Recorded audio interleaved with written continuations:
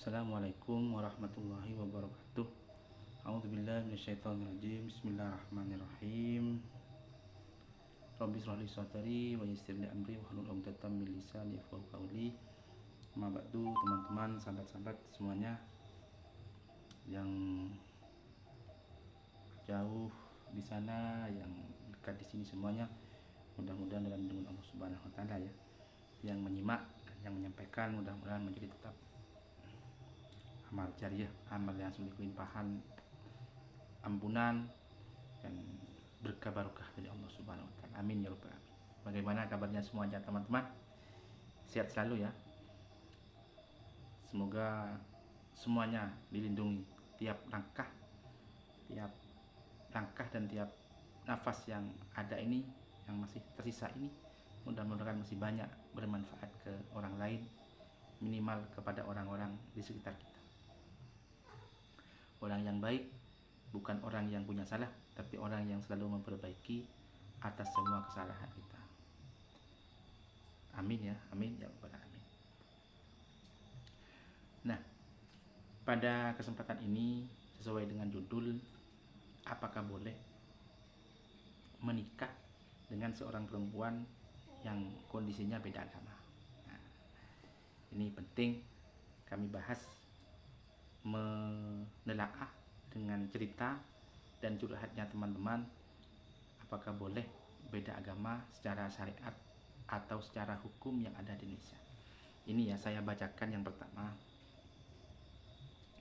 Syarat sahnya perkawinan atau menikah menurut undang-undang. Satu ya, undang-undang perkawinan saya bacakan nih. Satu, perkawinan adalah sah apabila dilakukan menurut masing-masing agama dan kepercayaannya, kalau menurut hukum.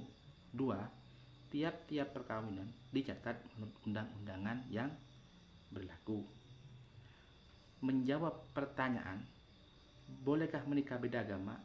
Pada dasarnya perkawinan ini tidak mengatur secara tegas mengenai perkawinan pasangan beda agama, sehingga ada kekosongan hukum terkait. Ini kalau menurut peraturan perundang-undangan atau menurut KUA. Cuma menurut pandangan Islam ya, menurut pandangan Islam, hukum nikah beda agama menurut Islam, pernikahan beda agama dalam ajaran Islam, wanita maupun laki-laki, calon laki-laki maupun perempuan ya, calon laki-laki atau perempuan tidak boleh menikah dengan yang tidak beragama Islam. Berarti memang harus satu agama. Kalau Islam, kita harus Islam. Pertanyaannya, bolehkah kita sebelumnya beragama Kristen ketika menikah siap masuk Islam perempuannya itu? Boleh, tidak apa-apa. Ini, jadi laki-laki dan perempuan itu tidak boleh menikah kalau beda agama ya. Buktinya Al-Quran surat Al-Baqarah ayat 22 ya. Jadi intinya ketika beda agama itu hukumnya tidak boleh ya, dilarang. Terus kemudian pasal 40 menegaskan bahwa dilarang melangsungkan perkawinan antara seorang wanita yang tidak beragama Islam. Begitu pula ditegaskan pada pasal 44. Nah, juga ditambah lagi, diperkuat lagi dengan fatwa MUI. Ya, fatwanya MUI pada tahun 2005 juga menegaskan bahwa perkawinan beda agama adalah haram ya, dan tidak sah. Nah, ini sudah jelas, sudah jelas bahwa perkawinan beda agama itu tidak boleh dan dilarang, kecuali calon baik laki-laki maupun perempuan itu sudah siap masuk Islam. Nah, tidak boleh ya, tidak boleh. Jadi kalau ceritanya awal-awalnya kayak Sunan Gunung Jati, Sunan Wali Songo, itu ada beberapa sunan memang dalam menyebarkan agama Islam itu satu, pendekatan masyarakat. Yang nomor dua itu mendekat kepada seorang raja, dan raja itu sudah punya anaknya Hindu. Akhirnya Sunan Gunung Jati itu menikahi anaknya raja, tapi sebelum menikah itu sudah masuk Islam. Artinya ketika sudah menjadi menantu seorang raja, lebih banyak peluang-peluang untuk menyebarkan agama Islam itu.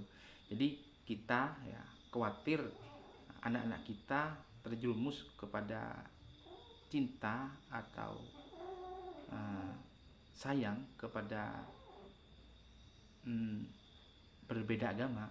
Ini harus hati-hati, harus kita pelopori dengan keyakinan yang memang dari kecil harus memang untuk diarahkan kepada jalan yang positif, yaitu agama Islam.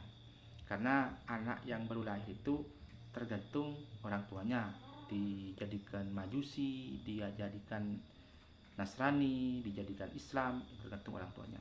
Makanya setiap anak ya yang lahir ke dunia, lahir ke bumi itu semuanya suci, termasuk anak yang hasil zina.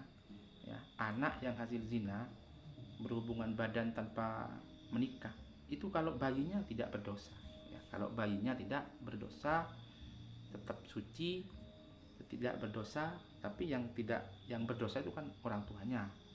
Ya, orang tuanya tetap suci itu. Ya. Yang tidak sah itu hanya orang tuanya, tetap dosa, dan anak itu hasil zina tapi kondisinya suci, fitrah. Ya, fitrah. Nah, anak ketika lahir dijadikan Majusi, Yahudi, Islam, Nasrani, tergantung orang tuanya. Makanya sebagai orang tua harus kita bisa memahami, bisa memaknai anak kita itu mau dikemanakan.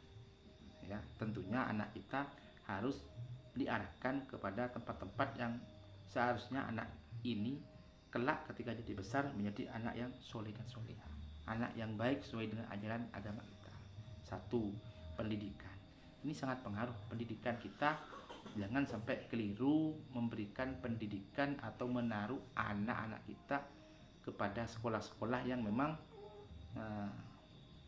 afiliasinya tidak sesuai dengan syariat yang ada, afiliasinya tidak sesuai dengan budaya-budaya yang ada di kehidupan kita. Apalagi memang sekolah-sekolah yang memang kondisinya Kristen atau kondisinya sekolah-sekolah yang memang di luar Islam, itu semakin fatal. Ya, semakin fatal. Karena pada akhirnya anak kita akan pola pikir kita akan itu tersemigrasi. Artinya banyak menimba ilmu, pengetahuan yang di luar syariat Islam. Bisa saja nanti ketika tertarik masuklah agama yang lain, atau ketemu dengan perempuan yang memang tidak beragama Islam, akhirnya jatuh cinta. Kadang ketika jatuh cinta itu buta. Ya, terus seperti apapun cinta akan terasa, nikmatnya cinta akan terasa coklat walaupun itu hal yang negatif. Nah, inilah juga pesan bersama, dan juga perhatian orang tua, perhatian ke anak harus memang kita utamakan. Anak itu amanah, anak itu titipan dari Allah, harus betul-betul kita jaga, harus betul-betul kita bisa mengarahkan. Saya kira kalau cuma soal harta bisa saja nomor 2, tapi pengasuhan anak, terus menjaga anak, ya, terus kelangsungan pendidikannya itu harus diutamakan. Orang tua, bapak dan ibu memang sibuk bekerja, tapi kesibuk apapun kalau ngerawat dan ngopini anak dan update perkembangan anak jangan sampai dinomorduakan. Ya, ngopini anak memang harus diutamakan. Karena kalau anak sukses maka yang bahagia orang tua. Apalagi anak kita bisa menjadi anak yang soleh dan solehah. Kelak ketika kita mati, ya, ketika kita kembali ke hadapan Allah, yang bisa mendoakan dan doanya mudah diijabah oleh Allah hanyalah doanya anak kepada orang tua. Tetangga dan lain itu hanya membantu. Itu pun kalau udah ingat. Tapi anak, sejelek-jeleknya anak pasti akan kembali kepada orang tua. Orang tua pun juga begitu. Sejelek-jelek orang tua pasti kembali ke anak yang mau ngopeni, ngerawat. Ini sahabat, ini teman-teman yang bisa kita sampaikan, yang bisa kita bahas.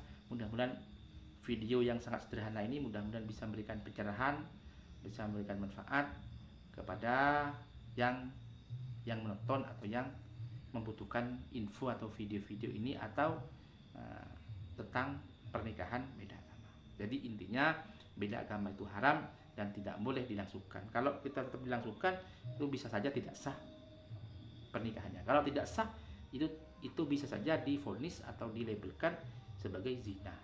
Zina itu sahabat, itu 40 tahun tidak diterima amalnya, satu kali zina. Bagaimana kalau berkali-kali melakukan hubungan badan, itu bisa dijadikan perbuatan yang zina yang diharapkan oleh Allah Subhanahu wa taala. A'udzubillahi min dzalik. Mudah-mudahan kita masih satu komunikasi, satu hidayah dari Allah sehingga kita terselamat dari apa yang menjadi hal-hal yang dilarang oleh agama, masih bisa sesuai dan istiqomah satu jalur, satu ridho Allah Subhanahu wa taala, yaitu syariat agama Islam ala ahlus sunnah wal jamaah. Mungkin itu sahabat, teman-teman yang bisa kami sampaikan. Kurang dan lebihnya kami mohon maaf yang tidak terkira. Kami hanya wallahul muwaffiq ila aqwamit thoriq. Assalamualaikum warahmatullahi wabarakatuh.